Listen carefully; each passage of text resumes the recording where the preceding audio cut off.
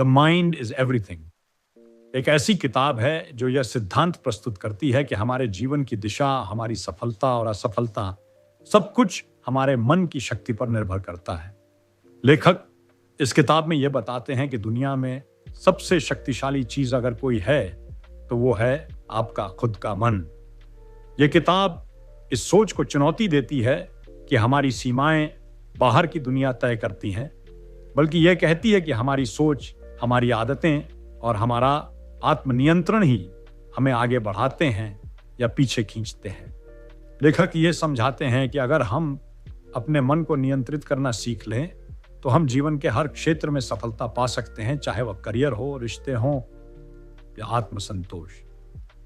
Chapter 1, आपका मन सबसे शक्तिशाली औजार। आप जो भी हैं, जहां भी हैं, जैसी भी आपकी स्थिति है, उसका मूल कारण आपका मन है।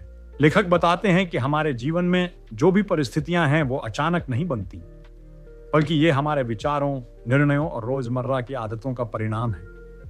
आपका मन एक बीज की तरह है। जो भी विचार आप इसमें बोएंगे वही आपकी जिंदगी में उगेगा। अच्छे विचार, सकारात्मक जीवन, नकारात्मक सोच, दुख और असफलता। आपके विचार ही आपकी हकीकत बनाते हैं। अगर आप खुद को कमजोर समझते हैं तो आप वैसा ही व्यवहार करेंगे। अगर आप खुद को सक्षम मानते हैं तो आप बड़ी से बड़ी चुनौती का सामना कर सकते हैं। हर बाहरी समस्या की जड़ आपके अंदर है। जब भी आप किसी स्थिति से परेशान होते हैं तो असल में वह आपकी प्रतिक्रिया होती है, ना कि खुद वह स्थिति। इस अध्याय में लेखक आपको बाहरी दुनिया को नहीं, बल्कि अपनी अंदर की सोच को बदलने का संदेश देते हैं। मन को प्रशिक्षित किया जा सकता है।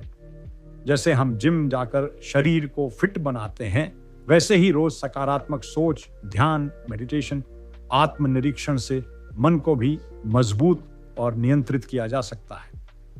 चैप्टर 2, आपका ध्यान जहां ध्यान वहां ऊर्जा। आपका जीवन उस दिशा में बढ़ता है जिस दिशा में आपका ध्यान जाता है। यह चैप्टर समझाता है कि हमारे पास दिन में सैकड़ों नहीं बल्कि हजारों विचार आते हैं, लेकिन जो विचार हमारा ध्यान खींचते हैं वही हमारी ऊर्जा, समय और कर्म को नियंत्रित करते हैं। आपका ध्यान आपकी वास्तविकता बनाता है। अगर आप समस्याओं पर ध्यान देंगे तो वे और बड़ी लगेंगी, लेकिन अगर आप समाधानों पर ध्यान देंगे तो रास्ते अपने आप खुलने लगेंगे। बिखरा हुआ ध्यान, बिखरी हुई जिंदगी, सोशल मीडिया, व्यर्थ बातें, नेगेटिव लोग, ये सब आपका ध्यान खींचते हैं और आपकी ऊर्जा को खा जाते हैं। लेखक कहते हैं, हर बार जब आपका ध्यान भटकता है, आप अपनी जिंदगी का एक टुकड़ा खो देते हैं। ध्यान केंद्रित करना एक अभ्यास है। शुरुआत में मन को एक जगह टिकाना मुश्किल होगा, लेकिन रोज अगर आप थोड़े थोड़े समय के लिए ध्यान केंद्रित करना शुरू करें, जैसे किसी लक्ष्य, किताब या ध्यान साधना पर, तो मन को ट्रेन किया जा सकता है। सुबह उठते ही ध्यान रखें कि आपका पहला विचार क्या है। दिन भर में बार बार खुद से पूछें, क्या मैं अभी उस चीज पर ध्यान दे रहा हूं जो मेरी मदद कर रही है या जो मुझे भटका रही है। अपने ध्यान का रक्षा कवच बनाएं, जैसे टाइम लिमिट, डिजिटल डिटॉक्स और ना कहना। चैप्टर 3, विश्वास की ताकत। जैसा आप सोचते हैं वैसा ही बनते हैं। आप जो अपने बारे में मानते हैं वही आपकी असली पहचान बन जाती है। बहुत से लोग सोचते हैं कि वे कमजोर हैं, फेल हो जाएंगे या कुछ बड़ा नहीं कर सकते, लेकिन सच्चाई ये है कि उनकी ये सोच ही उन्हें रोकती है। आपका विश्वास आपकी पहचान बनता है। अगर आप खुद को बार बार यही कहते हैं कि मैं आलसी हूं, मैं भाग्यशाली नहीं हूं, मुझसे नहीं होगा, तो आपका दिमाग इसको सच मान लेता है और उसी तरह से काम करता है। नकारात्मक विश्वास की जड़ें बचपन में होती हैं। लेखक बताते हैं कि बचपन में जो बातें हमें बार बार सुनाई जाती हैं, जैसे तू कभी कुछ नहीं कर सकता या पढ़ाई तेरे बस की बात नहीं, वो हमारे अवचेतन मन में घर कर जाती हैं और हमें कमजोर बना देती हैं। आप अपने विश्वास बदल सकते हैं। लेखक बताते हैं कि विश्वास कोई पत्थर की लकीर नहीं है। आप अपने विश्वासों को बदल सकते हैं। कैसे? अपने नकारात्मक विश्वासों को पहचानें, उन्हें चुनौती दें, उनके जगह नए सकारात्मक और सशक्त विचार रखें। एक शक्तिशाली अभ्यास, हर सुबह खुद से ये 3 बातें बोलें। मैं सक्षम हूं, मैं सीख सकता हूं, मैं आगे बढ़ रहा हूं। इन वाक्यों को बार बार दोहराने से आपका अवचेतन मन उन्हें सच मानने लगेगा।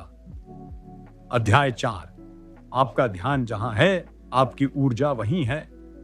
इस अध्याय में लेखक इस बात पर जोर देते हैं कि हमारा ध्यान यानी फोकस ही हमारे जीवन की दिशा तय करता है।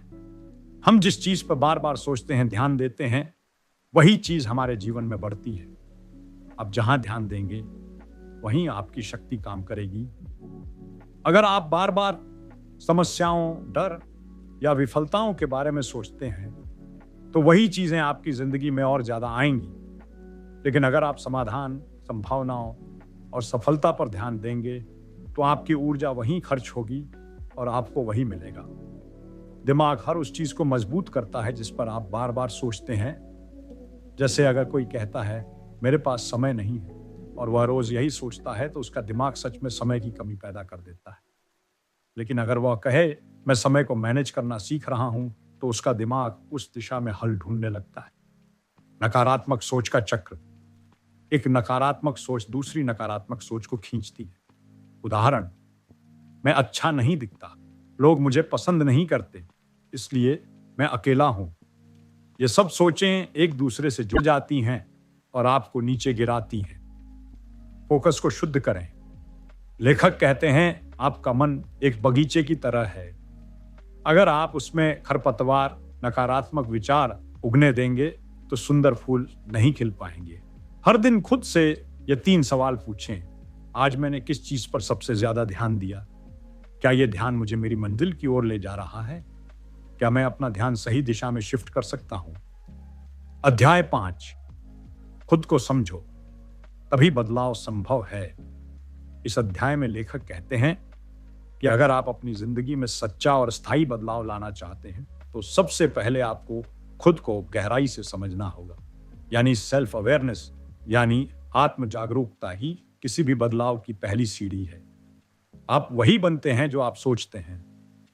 अगर आप हर वक्त खुद को कमजोर, आलसी या बेकार समझते हैं तो आपकी आदतें और निर्णय भी वैसे ही बनेंगे। लेकिन जब आप खुद को समझते हैं और पहचानते हैं कि कौन सी सोच आपकी तरक्की रोक रही है, तभी बदलाव शुरू होता है। आपकी कहानी, आपकी पहचान। हम सबके मन में अपनी एक कहानी होती है। मेरे साथ हमेशा ऐसा ही होता है, मैं कभी सफल नहीं हो सकता, मेरे पास वो टैलेंट नहीं है। ये कहानियां हमारी सोच और व्यवहार को कंट्रोल करती हैं। लेखक कहते हैं इन कहानियों को पहचानो और उन्हें बदलो। Self reflection. रोज खुद से सवाल पूछना, मैं आज कैसा महसूस कर रहा हूं और मैंने क्या अच्छा किया, मैं कहां सुधार सकता हूं। ये सवाल आपकी सोच को साफ करने में मदद करते हैं और अंदर छिपी सच्चाई को बाहर लाते हैं। भावनाओं को दबाओ मत, समझो। अक्सर हम गुस्सा, डर या निराशा को नजरअंदाज करते हैं या छुपाते हैं, लेकिन ये भावनाएं हमें हमारी असली मानसिक स्थिति दिखाती हैं। लेखक कहते हैं उन्हें समझो ताकि आप खुद को हील कर सको। हर दिन 10 मिनट का आत्मनिरीक्षण करें। एक डायरी में लिखें, आज मुझे सबसे ज्यादा किस बात ने प्रभावित किया? क्या मैंने खुद के बारे में कुछ नया सीखा? क्या मेरी कोई सोच मुझे रोक रही है?